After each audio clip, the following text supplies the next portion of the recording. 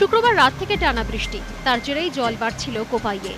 রাত ভোর হতেই জল পৌঁছয় কোপাইয়ের ধারের কঙ্কালীতলা মন্দিরে। জলমগ্ন হয়ে পড়ে মন্দির চত্বর। জলস্তর চড়তে দেখে মন্দিরের বিগ্রহ সরিয়ে নেওয়া হয়।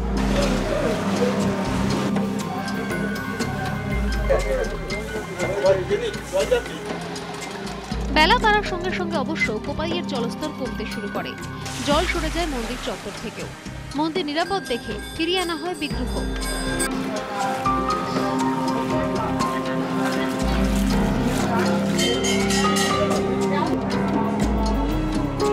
ঘটনাস্থল পরিদর্শন করেন স্থানীয় তৃণমূল কংগ্রেস নেতা অনুব্রত মণ্ডল। কিছু তো করার নাই, ওয়েদারে প্রাকৃতিক পর্যায়ে কতদিনের মধ্যে কাজ শুরু হবে? বর্ষা না গেলে তো হবে। দেবালয় রক্ষা পেলেও উল্টো ছবি দেখা গিয়েছে হলদিয়ায়। টানা বৃষ্টিতে বিপাকে হলদিয়া টাউনশিপ সহ আশপাশের বেশ কিছু এলাকার বাসিন্দারা। কিন্তু আধুনিক টাউনশিপের কেন এমন বেহাল পরিস্থিতি?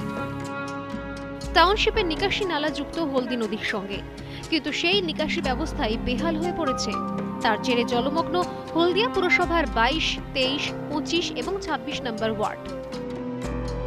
প্রবল বৃষ্টি, তার সঙ্গে বেহাল নিকাশি ব্যবস্থা, দুইয়ের জেরে জলমগ্ন খড়গপুর পুরসভা এবং স্টেশনের বহু এলাকা।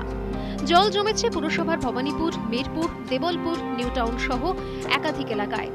জলমগ্ন খড়গপুর গ্রামীণ থানার বারবেটিয়াতেও জল জমে এখানে অগম্য হয়ে উঠেছে খড়গপুর স্টেশনের সাবওয়ে। আরও বৃষ্টির পূর্বাভাস দিয়েছে আলিপুর আবহাওয়া দপ্তর, তাতে সংখ্যা বাড়ছে আরও। Bureau report, ETV news Bangla.